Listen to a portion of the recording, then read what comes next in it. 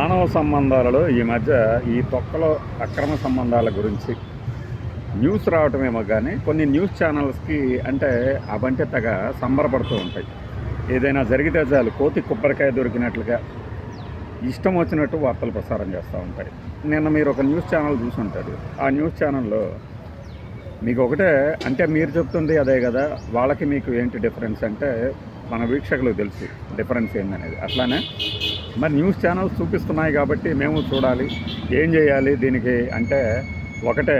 ఇప్పుడు కింద మా కామెంట్లు పెడుతుంటారు కదా, అట్లానే వాళ్ళకు కూడా కామెంట్లు పెట్టండి. ఎన్బిసిసి మన నేషనల్ బ్రాడ్కాస్టింగ్ కంప్లైంట్ సెల్ ఒకటి ఉంటుంది, దాన్ని కంప్లైంట్ చేయండి, ఫలానా కథనం ఇలా ఉంది అని చెప్పేసి. ఇది పరిష్కారం అయితే నేను చెబుతున్నది రాత్రి ఒక తండ్రి తాలూకు కంప్లైంట్ గురించిన బయట చూసుంటారు. ఏఎన్ఏ న్యూస్ సౌజన్యంతో మనం పోస్ట్ చేసినటువంటి ఆ బయట ఏది నా కుమారుడు ఇలా ఆత్మహత్య చేసుకున్నాడు, కారణం కోడలే అని చెప్తూ కొన్ని అంశాలను ఉదహరించాడు. కానీ ఆ న్యూస్ ఛానల్స్ చూస్తే మీరు నేను దేని గురించి చెప్తున్నారో మీకు అర్థమైపోయి ఉంటుంది. ఆవిడకి నిజంగానే 6గురితో సంబంధాలు ఉన్నట్టు ఒక AI generated artificial intelligence fake వీడియోలను తయారు చేసి జనం ముందు పబ్లిష్ చేస్తుంటే ఏమనాలి? నైతికత గురించి వాళ్ళకి మాట్లాడే అర్హత ఎక్కడుంది? ఎందుకు అంటున్నానంటే ఈ స్టోరీలు ఎవడైతే పబ్లిష్ చేశాడో వాడి జీవితంలో ఎలాంటి చీకటి కోణాలు ఉన్నాయో మనకేమన్నా తెలుసా? నువ్వు పాటించని నీతిని ఇంకొకటి పాటించలేదని నువ్వు ఎలా నీ న్యూస్ ఛానల్లో చేస్తావు? ఎవడైనా సరే ఎలా చేస్తాడు? ఇప్పుడు ఆ తండ్రి తన కొడుకు చనిపోయాడు, కోడల కారణము అని కంప్లైంట్ చేశాడు. కారణం ఏంటో వివరించాడు, పెన్ డ్రైవ్లో ఉన్నాయి అన్నాడు. పోలీసులు చూసుకుంటారు. నువ్వు ఎవడివి అవతల వాళ్ళ క్యారెక్టర్ని మొత్తం అసాసినేట్ చేయడానికి పక్క నుండి చూసినట్లే. ప్రతిదానికి పలానా వాడి ఆత్మహత్యలో ట్విస్టు, సాఫ్ట్వేర్ టెక్కి ఆత్మహత్య కోణంలో ట్విస్టు, అసలు కీలకం అనే పదం వాడుతూనే కీలకం ఉన్నటువంటి ప్రాధాన్యత తగ్గించేశారు. బ్రేకింగ్ న్యూస్ ప్రాధాన్యత తగ్గించేశారు. ఇప్పుడు ట్విస్ట్ మలుపుకున్న ప్రాధాన్యత కూడా తగ్గిస్తారు. ఈరోజు లేచాడు, నిద్రపోయాడు అంటే నిద్రపోయే ముందు పక్క కదిలాడు అన్నా కూడా అది కూడా ఒక మలుపులాగా మాట్లాడే పరిస్థితికి తీసుకొచ్చారు. నేను ఈ నైతికత గురించి ఎందుకు మాట్లాడుతున్నానంటే అదే ఛానల్లో ఒక వార్త ఏంటి, ఎగ్జిట్ పోల్స్ ఎందుకు విశ్వసనీయత కోల్పోయాయి, నాడి పట్టడంలో ఎక్కడ విఫలమవుతున్నాయి అని పెద్ద బిల్డప్.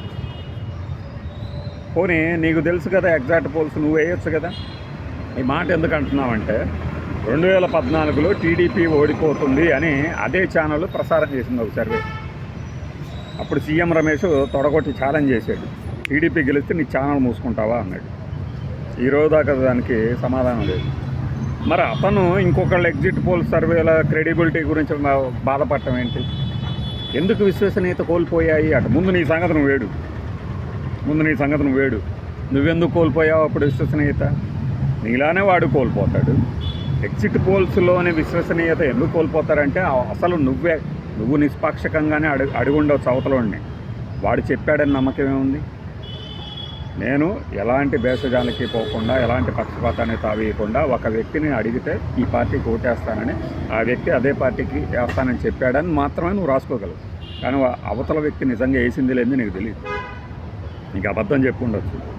ఎన్ని ఫ్యాక్టర్స్ ఉంటే ఏదో పెద్ద మేధావుల్లాగా ఎగ్జిట్ పోల్స్ ఎక్కడ తేడా తప్పుతున్నాయి, నాడి పట్టుకోవడంలో ఎందుకు విఫలమవుతున్నాయి? నువ్వు పట్టుకున్నావు కదా పెద్ద నాడి, అప్పుడు ఏమైంది మరి? అప్పుడు దీనిని క్రెడిబిలిటీ అంటారన్నమాట. ఇలా ఒకటి అవతలోడి బలహీనత మీద క్యాష్ చేసుకుందామని చెప్పేసి అసలు ఇంత అడ్డగోలుగానా? ఒక కేసులో నిందితుడు, నిందితురాలు, బాధితుడు, బాధితురాలు వీళ్ళు ఉన్నారు. వీళ్ళకి సంబంధించి ఏం చూపించవచ్చు, చూపించకూడదు వీళ్ళకి తెలియదా? తెలియకపోయినా తెలిసినా తప్పే, శిక్షలు పడాల్సిందే. మీడియా మాటను అడ్డం పెట్టుకొని నేను తప్పించుకుంటానంటే ఎట్లా కుదురుతుంది? భావప్రకటన స్వేచ్ఛ అది ఇది అని చెప్పేసి. అసలు ఆ కేసుకు సంబంధించి ఏంటి మీ ఇంట్రెస్ట్ ఏంటి? అతను చనిపోయిన అతను ఒక సూసైడ్ లెటర్ రాశాడు, అందులో ఉన్నదాన్ని నిజమా కాదా అని పోలీసులు నిర్ధారిస్తారు.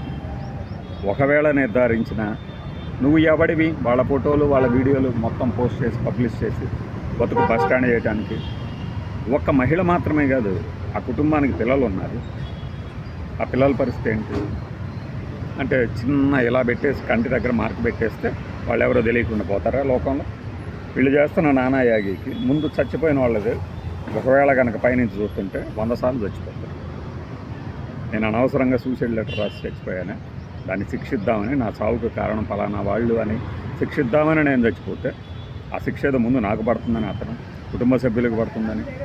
నేను చెప్తున్న దాంట్లో సహేతుకత, రీజనింగ్, తర్కం ఉందో లేదో జనాలకు తెలుసు. వాళ్ళు అవే చూపిస్తున్నారు కాబట్టి చూస్తున్నాం, లేకపోతే మేము మాత్రం ఎందుకు చూస్తాం? ఒక ఛానల్ CEO అన్నాడు, మీరు ఎందుకు బూతు చూపిస్తున్నారని నన్ను అడుగుతున్నారు, జనం అవే చూస్తున్నారు అంటాడు. జనం అవే చూస్తున్నారని ఎవడు చెప్పాడు మీకు? మీ రేటింగ్లు, వ్యూవర్షిప్ అంతా హంబక్ కదా, ఎవడు చెప్పాడు? రేటింగ్లే చూసి కనుక వ్యూవర్షిప్ కనుక ఇదైతే, ఒక ఛానల్ ఉంది, ఇది నా ఛానల్, ఆ ఛానల్ రేటింగ్లో ఎక్కడ ఉంటుంది? ఎక్కడో ఉంటుంది. మరి యాడ్స్ ఎలా వస్తాయి? వాటికి టాప్ 3rd ప్లేస్లో ఉంటాయి యాడ్స్ విషయంలో. ఎలా సాధ్యపడింది ఇది? రేటింగ్ లేకపోతే, వ్యూవర్షిప్ లేకపోతే యాడ్స్ ఇయ్యరు కదా. అంటే ఇవన్నీ ఒకదానికొకటి మిళితమైన అంశాలు. వ్యక్తిగతంగా ఎవడి దుగ్ధ వాడు తీర్చుకోవడానికి, వాడి జిలవాడు తీర్చుకోవడానికి వేసే ఛానల్స్లో ఈ న్యూస్ అన్నమాట. లేకపోతే మినిమం సెన్స్ ఉండదా? అవతల వ్యక్తికి ఏం జరుగుతుంది ఏంటి అనేది తెలియదా? పోలీసులు చేయాల్సిన పని కూడా వీళ్ళే చేసేసి, ఆవిడికి 6గురితో పరిచయాలు ఉన్నాయట, 6గురికి సంబంధించి ఒక వీడియో తయారు చేసి, ఫేక్ వీడియో, AI వీడియో అంటారు, ఆ AI వీడియోలను వేసి స్టోరీ లాగేయటం. అంటే మినిమం ఒక సెన్స్ కానీ, ఒక లైన్ కానీ ఉంటుందని తెలియదా? లేదు, మాకు తెలుసు మా లైన్ అనేవాళ్ళు ఈ మధ్యనే కదా బట్టి విక్రమార్క, కోమటిరెడ్డికి సంబంధించిన స్టోరీలు వేసి అబాస్ పాలయ్యారు. ఆ లైన్ ఏంటి? మాకు తెలుసు లైను అనేటప్పుడు ఆ లైన్ ఏందో చెప్పాలి కదా. ఆ లైన్ ఏంటో చెప్పకుండా నా ఇష్టం వచ్చినట్టు నేను వేసుకుంటా పోతాను, మీరు అడగటానికి లేదు, అది వ్యక్తిగత స్వేచ్ఛ, మీడియా స్వేచ్ఛ అంటే కుదరదు కదా. ఒకటి సర్వేల గురించి బాధపడటం, ఇంకొకటేమో సమాజంలో జరిగినటువంటి ఒక సంఘటన, అది బాధాకరమే, అది ఖండించదగిందే. ఎవరైనా సరే అలా జరుగుతున్నప్పుడు దాన్ని పదే చూపించడం ద్వారా ఏమి నేర్పుతున్నావు నువ్వు?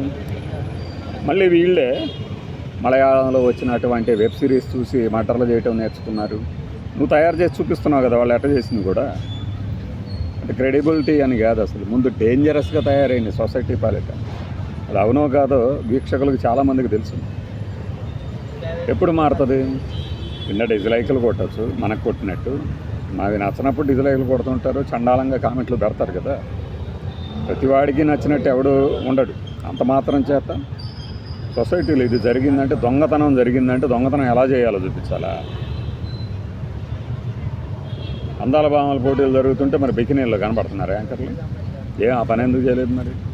అక్కడ మాత్రం లైన్ అడ్డం వచ్చిందా? ఏ ఛానల్ అనేది మీకు తెలుసు, మీరు కామెంట్లో పెట్టండి.